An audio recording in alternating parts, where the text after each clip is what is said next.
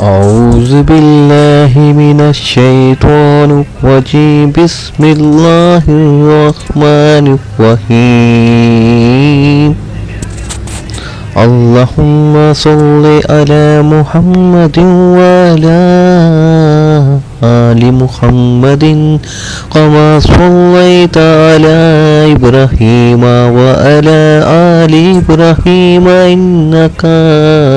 حميد مجيد. اللهم بارك على محمد وعلى آل محمد كما باركت على إبراهيم وعلى آل إبراهيم إنك حميد مجيد. काशिफ की सूरत नंबर 56 सूरह वाक़िया। तिलावत।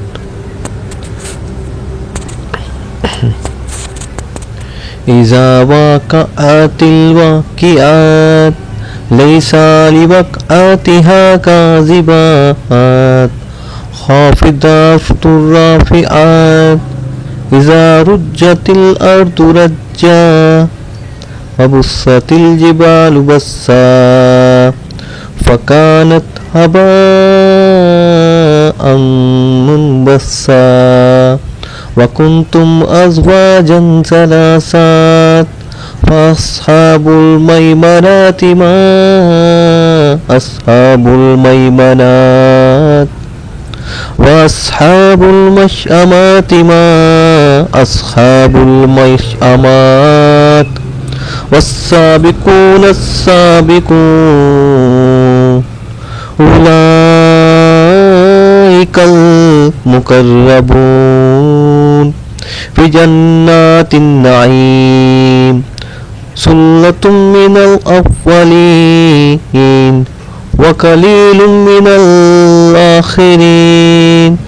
अला सुरूरिन मौदनाति मुत्तकिहीना अलैहा मुतक़ब्बिलीन यतूफ़ु अलैहिम विल्दानुन मुख़ल्लदून बिअक्वाबिन व बारिका व कासिम मिन मईन ला युसद्दऊना अन्हा व ला युनसिफून व फ़ाकिहतिम मिम्मा यतख़य्यरून व लहमी तैरिन मिम्मा यश्तहून व हूरुन ईन व कअम्सालिल लुलुइल मकनून जज़ाअन बिमा कानू यअमलून ला यस्मऊना फ़ीहा लग़वन वला तसीम इल्ला कलीलन सलामन सलाम वअस्हाबुल यमीन मा अस्हाबुल यमीन फ़ी सिदरिन मख़दूद वतलहिम ममदूद वज़िल्लिम ममदूद वमाहिम मस्कूब वफ़ाकिहातिन कसीरात वला मक़तूआतुन वला ममनूआत वफ़ुरूशिन मरफ़ूआत इन्ना अंशाअनहुन्ना इंशाअ फ़जअलनाहुन्ना अबकारा अरूबन अतराबा लिअस्हाबिल यमीन सुल्लतुम मिनल अव्वलीन व सुल्लतुम मिनल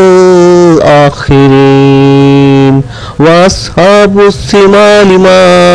अस्हाबुस शिमाल व अस्हाबुश शिमाल मा अस्हाबुश शिमाल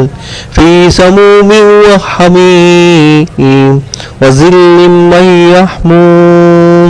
ला बाइदु व ला करीम इन्नहु कानु क़ब्ला ज़ालिका मुत्रफ़ीन व कानु यसुर्रूना अलल हिंसिल अज़ीम वकानू यसुर्रूना अलल हिंस العظيم وكانوا يأكلون إذا متنا وكنا ترابا وعظاما أئنا لمبعوثون أو آباؤنا الأولون قل إن الأولين والآخرين لمجموعون إلى ميقات يوم معلوم ثم إنكم أيها الضالون المكذبون لآكلون من شجر من زقوم فمالئون منها البطون وشاربون عليه من الحميم وشاربون شرب الهيم هذا نزلهم يوم الدين نحن خلقناكم فلولا تصدقون أفرأيتم ما تمنون أنتم تخلقونه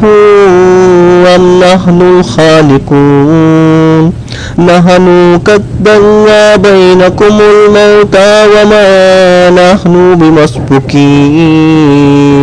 على أن نبدل أمثالكم وننسئكم فيما لا تعلمون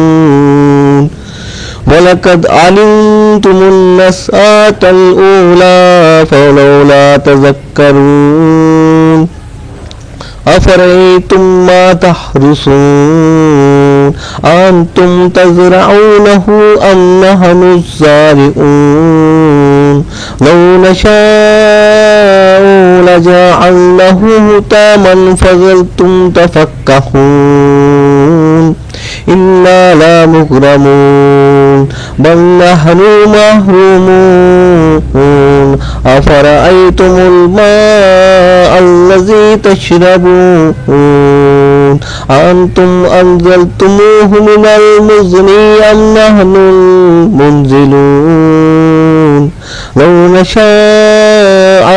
جعلناه هجاجا فلولا تشكرون أفرأيتم النار التي ترون أنتم أنشأتم شجرتها أم نحن المنشئون نحن جعلناها تذكرة ومتاعا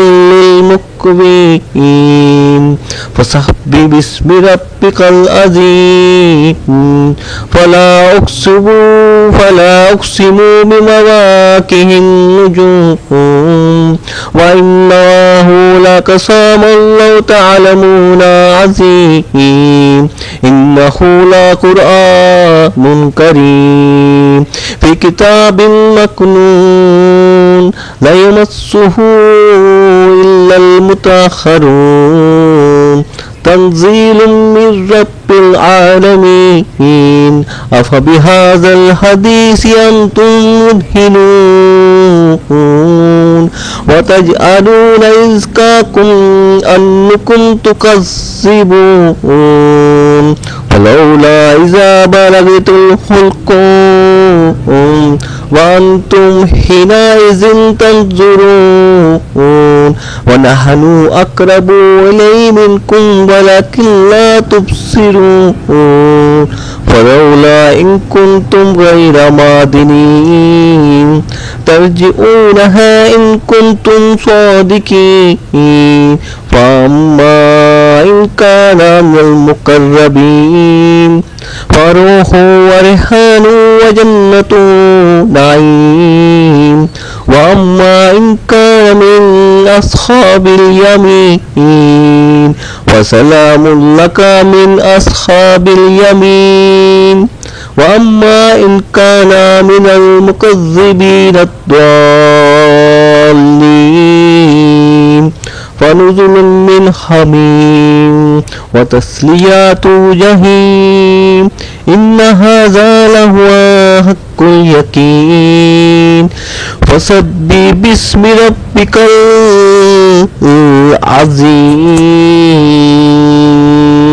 صدق اللہ العظیم۔ تفسیر سورۃ واقعہ۔ تعارف۔ یہ سورۃ مکی زندگی کے ابتدائی دور کی صورتوں میں سے ہے اور اس میں موزانہ فصاحت و بلاغت کے ساتھ پہلے تو قیامت کے حالات بیان فرمائے گئے ہیں اور بتایا گیا ہے کہ آخرت میں تمام انسان اپنے انجام کے لحاظ سے 3 مختلف گروہوں میں تقسیم ہو جائیں گے۔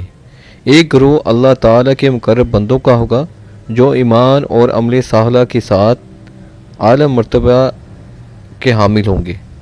اور دوسرا گروہ ان عام مسلمانوں کا ہوگا جنہیں ان کے اعمال نامے ان کے دائیں ہاتھ میں دیے جائیں گے، اور تیسرا گروہ ان کافروں کا ہوگا جن کے اعمال نامے ان کے بائیں ہاتھ میں دیے جائیں گے۔ پھر ان تینوں گروہوں کو جن حالات سے سابقہ پیش آئے گا اس کی ایک جھلک بڑے مؤثر انداز میں دکھائی گئی ہے۔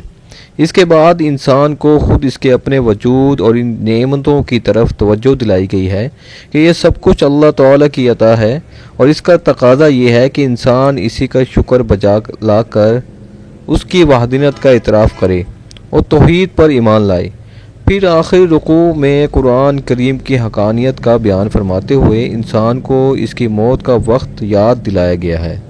کہ اس وقت وہ کتنا ہی بڑا آدمی سمجھا جاتا ہو، نہ تو خود اپنی موت سے چھٹکارا پا سکتا ہے،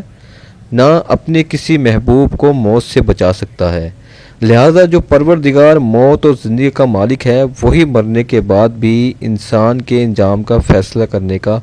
حق رکھتا ہے، اور انسان کا کام یہ ہے کہ اس کی عظمت کے آگے سرسجود ہو۔